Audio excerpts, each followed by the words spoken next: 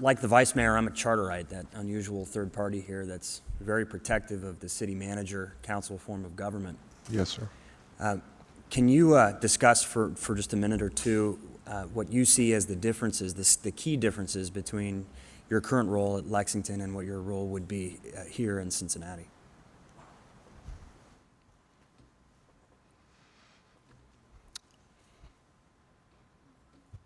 Well, one of the first aspects of difference has to do with how staffing is done. In Lexington, according to our charter, the mayor and the CAO collaborate on the appointment of commissioners. In Cincinnati, that would not be the case. In the role of the city manager, the staff works for the city manager, and the city manager makes the department head appointments. In Lexington, that's a difference that we have. Here, serving as the chief executive, basically, I would be, I guess in a common sense way to put it, ultimately where the buck stops as it relates to the administrative side of government. That's not quite the case in Lexington.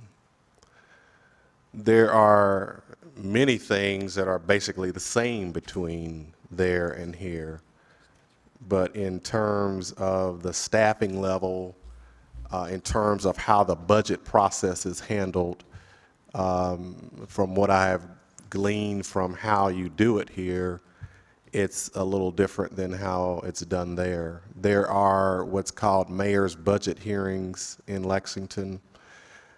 They are conducted by the mayor, and the mayor is basically directing, in point of reality, they sort of direct sort of the big picture, 3 or 4 items that they want to make sure is in there.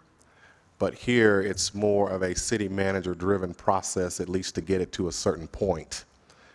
And I'm not sure of all of the interactions that you might have leading up to that, but there's more of a, I guess, a slightly higher notch of leadership involved from the city manager as it relates to the budget process.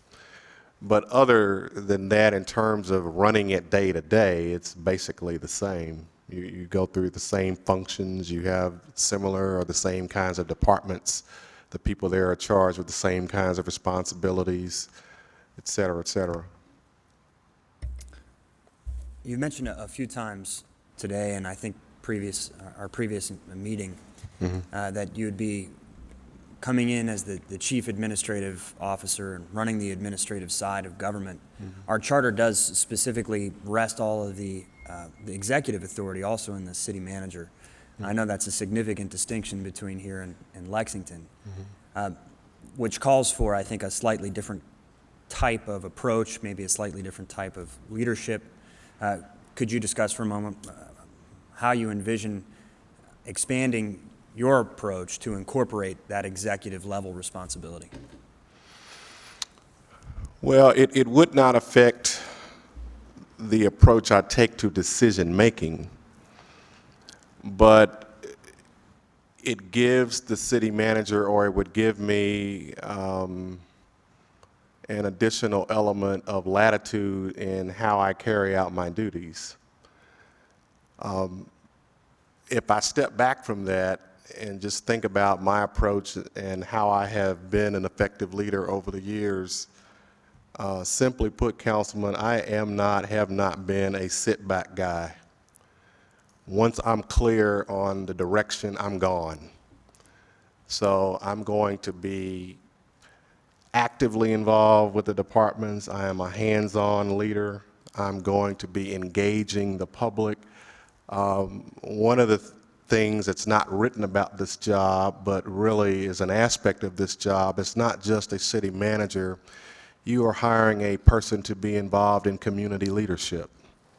And in order to do that, you have got to engage the private sector, you have got to engage, which includes the financial institutions, you have got to engage the development community, you have got to engage all of those. So it's not simply making sure that we fill the pothole we're supposed to fill by 5 o'clock, or we hit whatever quota we might have for doing that. It is about actively and strategically looking for opportunities to advance not only the government but also the community. It is about researching methods that have been tried and true in other communities, but also devising what fits for Cincinnati and presenting that with the full weight and authority of the city manager's office. And in pointing out, well, at least my style would be to encourage us within reason to be risk takers, because things do not happen in a city. You have to make it happen. And so it would be my approach to try to energize the workforce to think along that term. It would be my approach to bring that level of energy to the city council, to point out things that are opportunities for us, to look at things, certainly not to step on anyone's toes, decisions that we've already made but we may be able to improve, but to chart a course and try to win support for it. But I recognize that in Louisville and in Lexington and in Cincinnati, at the end of the day, there is a board of directors. That's you. And so ultimately, by the power of your vote, you will give a nod to a general direction that you want to see us go in or not go in. And once that's done, I would ensure that we would carry out the rule of your ordinance. Thank you. I think that's an excellent answer. We're short on time, so I'm going to just ask two questions Okay. together and allow you to take what time is remaining to answer them both. The Vice Mayor indicated that that Cincinnati is ready to be on the move, and we certainly have challenges that we face as we try to turn a corner and help our neighborhoods turn corners. There's another challenge too here to bringing in a new person to fill the role of city manager, and that challenge, as specifically as you're concerned, is in that my understanding is you have about a $450 million budget that you're currently directly responsible for, and about 9 direct reports. 20. I'm sorry? 20 direct reports. My mistake. To a different scenario where you're directly responsible for every department in the city and a $1 billion budget that also has its challenges. Yes, sir. Another challenge that I think is presented, and some city managers have experienced this challenge, is sometimes it feels as if there are 10 different people to whom the city manager must report, from whom the city manager must try to get agreement on any given issue. And I know that that's complicated, and we've adjusted the charter to try to smooth that process, but the charter still does say, as you mentioned, that the city manager reports directly to both the mayor and council, and sometimes that can create confusion and difficulty within the government. As it relates to those challenges, I'm sure that you're ready for them and excited about them. Do you have any specific thoughts that you'd like to share to help us understand how you want to approach those challenges? Well, throughout my tenure in upper management, there's always been a consistent challenge. It's not necessarily a bad thing, but it is a consistent challenge. Is within the organization, where is the line? Where is the balance?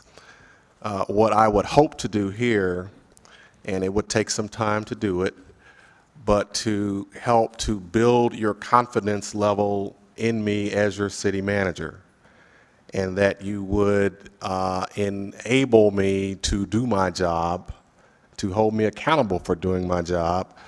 But I have this running joke with one of the council people in Lexington, and we have a great rapport, but he will sometimes come over and in my phrase to him, now you're telling me what color to paint the wall, and I think you really ought to let me figure that out. The level of detail that you have to go to get things done is way below, I think, where you all spend your time. So that there will be some tension there at times over where your involvement stops in terms of day-to-day or how you influence the end product, but I would always want to bring you a product that fits the goal of what you wanted to see achieved.